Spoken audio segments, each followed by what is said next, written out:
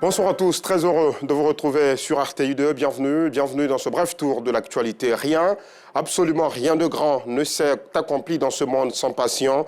Eh bien, cette pensée du philosophe allemand Gottfried Wilhelm Friedrich Hegel se traduit dans le parcours de Fabrice Ngo. Ce passionné de restauration dispose d'un restaurant dans la chic commune de Cocody. Après plus de 9 ans de formation dans le domaine, il propose des menus africains mais aussi européens. Cette variété de menus ainsi que la qualité de son service font de lui un restaurateur chevronné. Aujourd'hui, notre très cher Fabrice Ngo dispose d'une clientèle satisfaite. Nos reporters, Justin Kwasi, Anissette Konan-Blessing, Zie Traoré et Seydou Ouattara étaient dans ses locaux. Son portrait à 19h30. Dans le chapitre de l'éducation, Mariatou Koné, la ministre de l'Éducation nationale, a donné le ton de l'année scolaire 2023-2024. C'était ce matin au lycée Mami Oufoué-Fête de Bingerville. La dictée classique fait son retour au primaire et au collège. Le découpage de l'année scolaire, le passage en classe supérieure, ainsi que l'encadrement des enseignants ont aussi été abordés.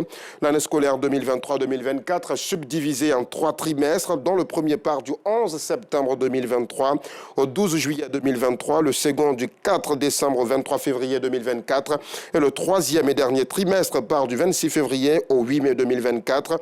Dans le primaire et le collège, nous l'avons dit à l'instant, la dictée classique fait son retour et désormais les enseignants recevront des visites inopinées pour évaluer leur travail afin de mieux les encadrer.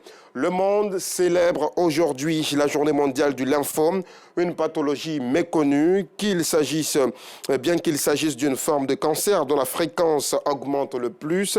Cette méconnaissance du lymphome dans le public et la relative difficulté pour les professionnels de santé à qualifier clairement des symptômes sont en défaveur d'un diagnostic plus précoce qui constituerait pourtant un facteur d'amélioration du pronostic vital. Ailleurs dans le monde, ce travail de sensibilisation est d'autant plus important que les lymphomes sont une forme de cancer dont le diagnostic et la prise en charge sont aujourd'hui bien maîtrisés, notamment en France. Depuis plus de 20 ans, le nombre de nouveaux cas de lymphome a presque doublé, principalement dans les pays développés. Nous en reparlerons à 19h30. Hors de nos frontières, au Gabon, le général Brice Oligui Nguema vient de nommer Raymond Ndong Sima Premier ministre. Âgé de 68 ans, il avait été Premier ministre d'Ali Bongo de 2012 à 2014, mais il s'était éloigné du pouvoir qu'il accusait régulièrement de mauvaise gouvernance jusqu'à se présenter contre le chef de l'État au présidentiel de 2016 et 2023.